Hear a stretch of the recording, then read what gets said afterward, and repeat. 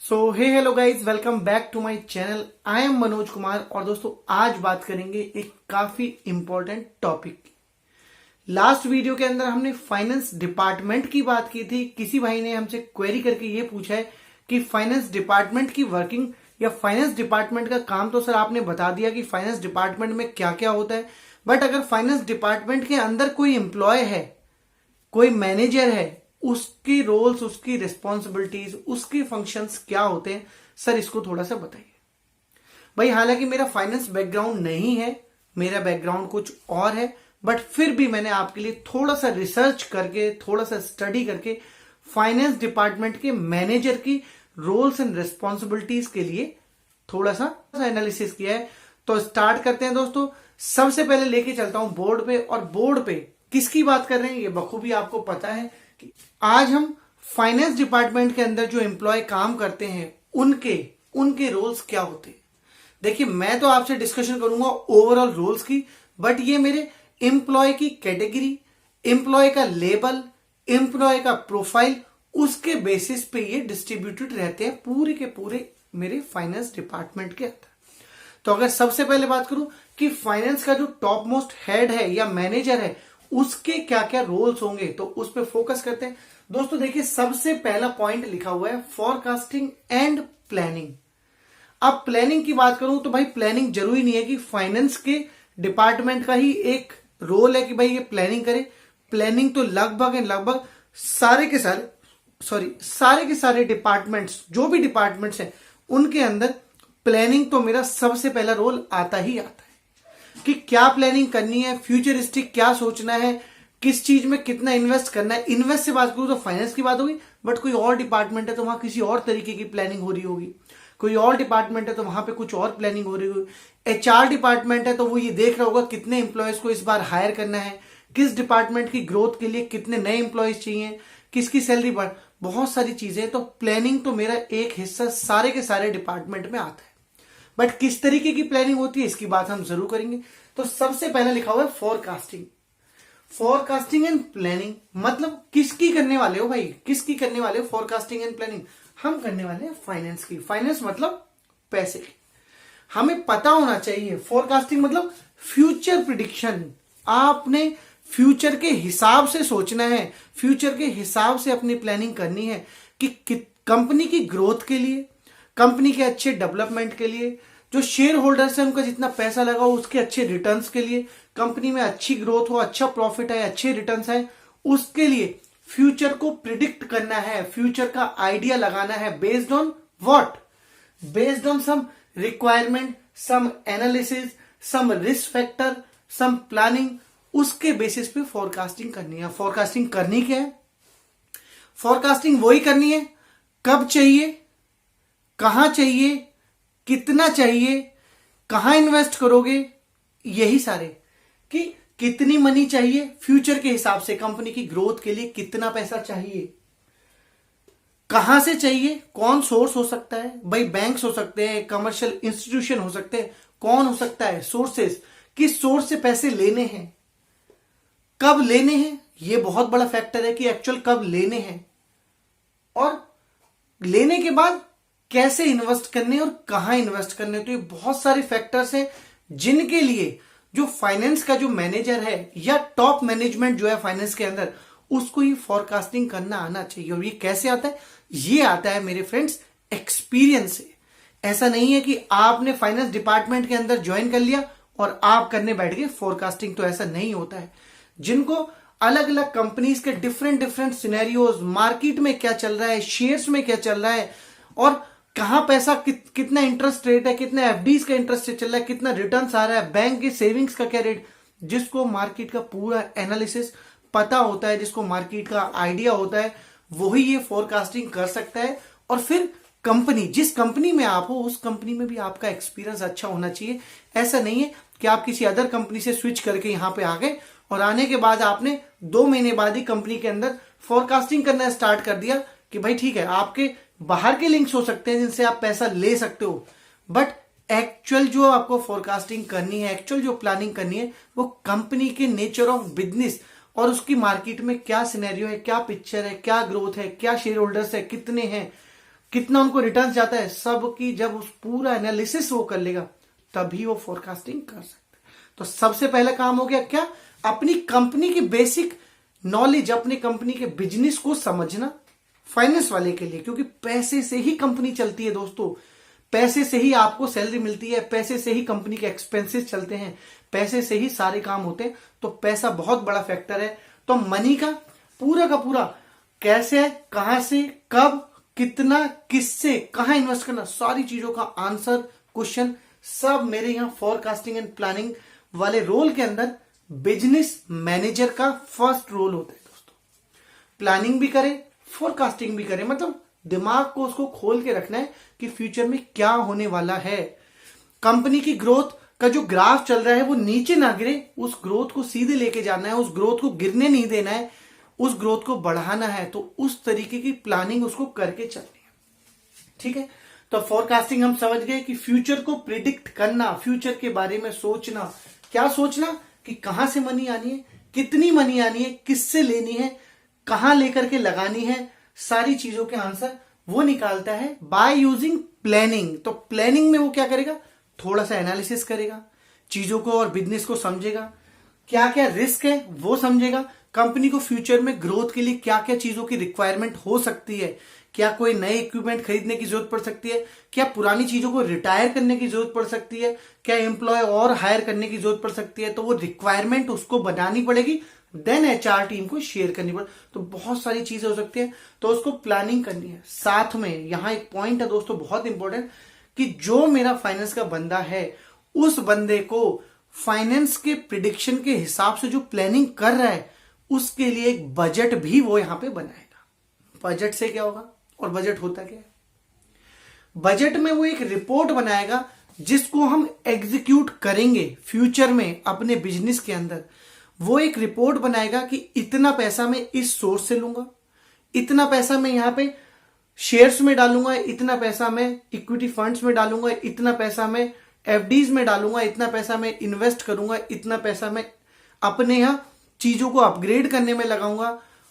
कहां, इन सारी चीजों को एनालिसिस करके वो एक बजट बनाएगा, और उस बजट का क्या बेनिफिट होगा ये मैं आपको बाद में बताऊंगा दोस्तों। अब एक बजट बन गया है, सारे रिस्क, रिक्वायरमेंट, सारा एनालिसिस भी कंप्लीट हो गया, पूरी प्लानिंग हो गई है। तो ये सारा काम मेरा किसने किया, मैनेजर ने किया। और क्या कर सकता है वो, जब उसके पास फंड्स आ जाएंगे, कहां से आएंगे, उसके पास फंड्स आने के लिए डिफरेंट सोर्सेस होंगे दोस्तों। सोर्सेस में से उसको ये पता होना चाहिए, ये उसका दूसरा या तीसरा रोल आप कह सकते हो, कि जिससे फंड लेने हैं। देखिए पॉइंट एक्चुअली यही है, कहां से, हु इज द सोर्स, कौन सोर्स होने वाला है। तो अपने सोर्स जो भी है, चाहे वो कोई पर्टिकुलर कोई पर्सन है, कोई मेरा फाइनेंशियल इंस्टीट्यूशन है, या मेरा कमर्शियल बैंक्स हैं जो लोन्स या फंड्स मेरे डिस्ट्रीब्यूट करते हैं मार्केट में। तो किससे उसको फंड लेना है ये उसको पता होना चाहिए, उसको शॉर्ट लिस्ट करना आना चाहिए अपने सोर्स को, साथ में अपने सोर्स के प्रोनो कॉन्स, एडवांटेज डिसएडवांटेज भी उसको पता होने चाहिए। ऐसा नहीं हो कि वो किसी सोर्स को सेलेक्ट कर ले, उससे पैसा उठा ले, और कुछ टाइम के बाद किसी भी तरीके की कोई टर्म्स एंड कंडीशन फेल हो जाए, और वो सोर्स के साथ किसी तरीके का रिलेशन या डिस्प्यूट हो जाए, और फिर पैसे का या कंपनी के अंदर फाइनेंशियल चीजें वो मेरी डिस्टर्ब हो जाए।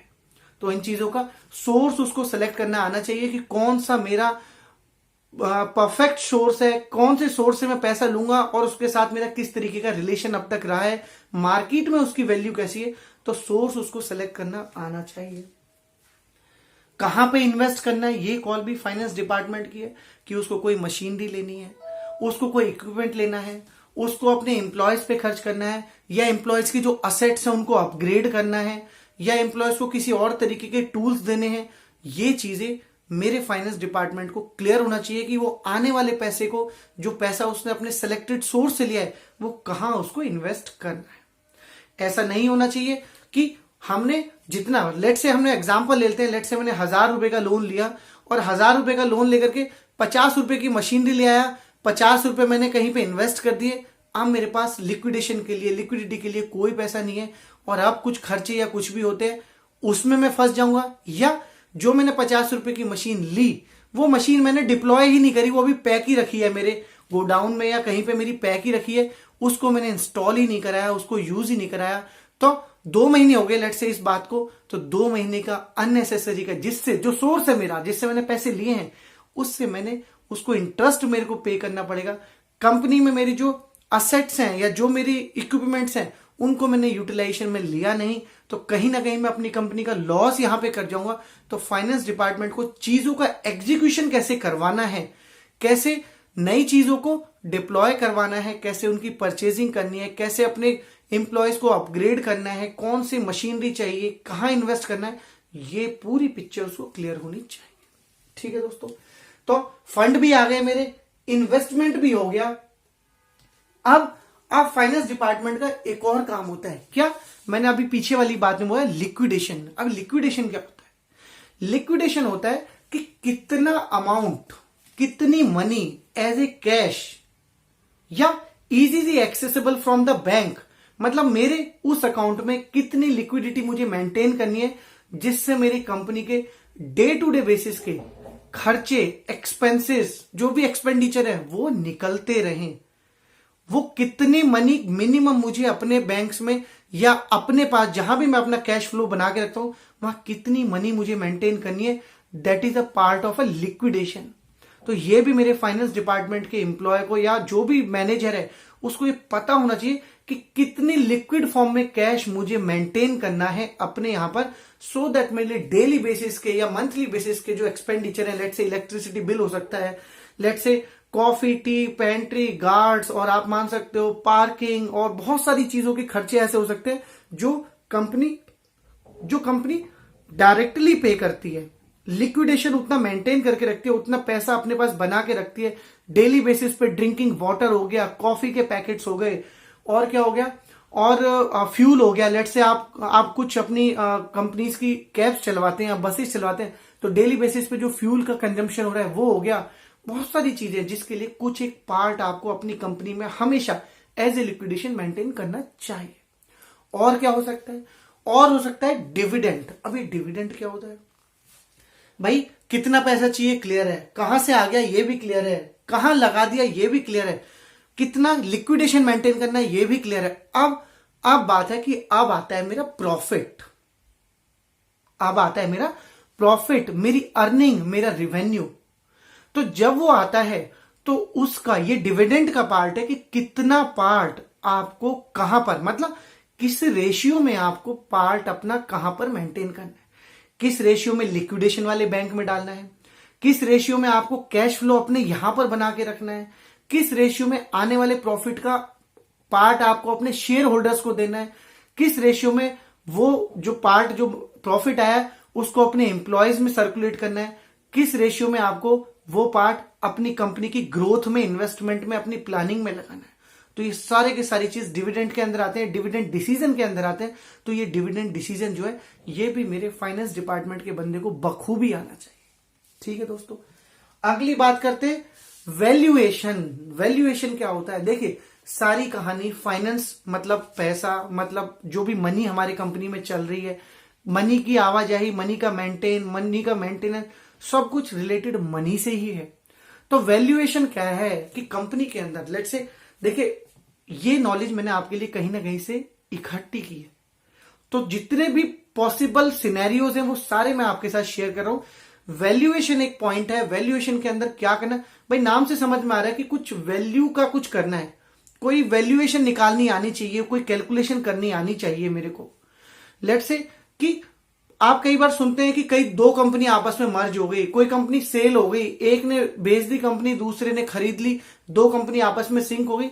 तो ऐसे सिनेरियो में जो फाइनेंस हेड है उसको ये चीज बखूबी आनी चाहिए कि मेरे असेट्स, जो भी जितने भी असेट्स मेरी कंपनी में है, चाहे वो लैपटॉप है, चाहे वो चेयर है, चाहे वो टेबल है, चाहे वो बसेस हैं, चाहे वो गाड़ियां हैं, चाहे वो एक कप ही क्यों ना हो, मतलब किस चीज की वैल्यूएशन कितनी लगेगी सेल करते वक्त या कंपनी के मर्जर होते वक्त, किस चीज की वैल्यू कितनी लगेगी, ये वैल्यूएशन निकालनी आपको आनी चाहिए।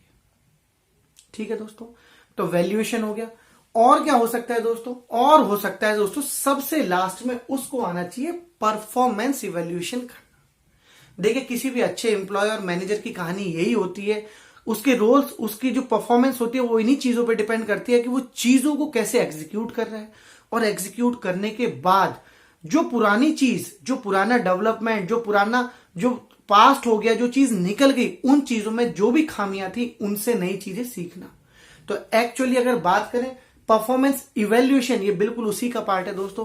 कि कोई भी, देखिए यहां पॉइंट में हमने क्या बोला था कि एनालिसिस के साथ, प्लानिंग के साथ वो एक बजट बनाता है, और बजट बना करके उसको पूरी पिक्चर क्लियर होती है, कहां से पैसा आना है, कितना पैसा जाना है, कहां लगना है, वो सब उस बजट में डिफाइंड होता है। तो बजट में जितनी वैल्यूएशन उसने फॉरकास्टिंग की थी, प्रिडिक्ट किया था, फ्यूचर प्रिडिक्ट किया था, उतने मेरे बजट में लिखी हुई है। और अब 6 महीने हो चुके हैं, उस बजट के रिलीज होने के बाद 6 महीने हो चुके हैं। अब एक्चुअल सिनेरियो क्या है मेरी कंपनी का, मैं उसको अपनी बजटेड कॉस्ट से कंपेयर करके देखूंगा कि कितनी कॉस्ट मैंने स्टार्टिंग में 6 महीने पहले सोची थी कि इस काम को करने के लिए कितना पैसा मुझे चाहिए, जो सोचा था 6 महीने पहले वो पैसा, और कितना एक्चुअली 6 महीने बाद लग गया, उस पैसे को कंपेयर करके देखेगा मेरा कौन, फाइनेंस मैनेजर या फाइनेंस का जो हेड है वो। साथ में देखेगा इतना सोचा था, इतना लग गया, इतना सोचा था, इतना रेवेन्यू आया, इतना सोचा था, इतना प्रॉफिट आया। तो उन दोनों का कंपैरिजन, किन दोनों का, कि कॉस्ट कितनी लग गई, रेवेन्यू कितना आ गया, प्रॉफिट कितना हो गया, लॉस कितना हो गया, इन सब का कंपैरिजन करके परफॉर्मेंस इवेल्युएशन भी मेरे मैनेजर को आनी चाहिए। बेनिफिट क्या है परफॉर्मेंस इवेल्युएशन का? भाई 6 महीने पहले जो एक बजटेड कॉस्ट मैंने दी थी, फ्यूचर प्रिडिक्ट करके कि भाई ऐसा ऐसा हम लेते हैं, ऐसा ऐसा हम लगाते हैं, इतने इतने से प्रॉफिट होगा, इतने इतने का लॉस होगा, वो सारी फॉरकास्टिंग की थी उस टाइम, फ्यूचर प्रिडिक्ट करके एक बजट रिलीज किया था कंपनी में कि ऐसा ऐसा होगा या हो सकता है। और अब एक्चुअली वो घट चुका है, अब हो चुका है, जो भी प्रोजेक्ट या जहां इन्वेस्टमेंट करना था वो सब हो चुका है। अब उन चीजों को जब कंपेयर करके देखूंगा तो मेरे फाइनेंस के मैनेजर को यह पता लगेगा कि एक्चुअली उसका फेलियर कहां हुआ, किन चीजों के बारे में उसने कम प्रिडिक्ट किया था, किस चीज की कॉस्ट ज्यादा हो गई, कहां पर रिवेन्यू कम आया, लॉस ज्यादा हो गया, या आपने प्रिडिक्ट कुछ कम किया था यहां पे ज्यादा हो गया।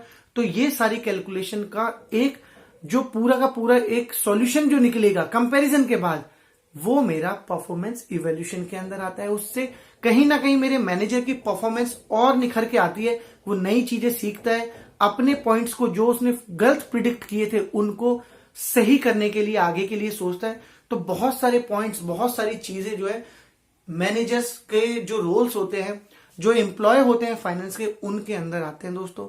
होपफुली ये डिस्कशन आपको बिल्कुल पसंद आया होगा। बिल्कुल लेमन टर्म में मैंने आपको लॉजिकल तरीके से समझाया। दोस्तों अपने क्वेश्चंस जो भी हो, छोटे हो या बड़े हो, अपने भाई से आप पूछ सकते हैं। भाई जिनमें मेरी एक्सपर्टीज होगी उनके आंसर तो मैं आपको डायरेक्टली दे दूंगा, बट जिनमें नहीं होगी डेफिनेटली थोड़ा बहुत स्टडी करके, थोड़ा बहुत चीजों को फाइंड आउट करके, थोड़ा एनालिसिस करके मैं आपके लिए उनका सॉल्यूशन जरूर बना के लाऊंगा। सो फ्रेंड्स, अपने क्वेश्चंस, अपने रिक्वायरमेंट अपने भाई तक इसी तरीके तक पहुंचाते रहिएगा, सो दैट कि मैं आपके लिए इस तरीके की वीडियोस बनाता रहूं। फिर से मुलाकात होगी एक नए वीडियो में, एक नए कंसेप्ट के साथ। तब तक के लिए दोस्तों, थैंक यू सो मच।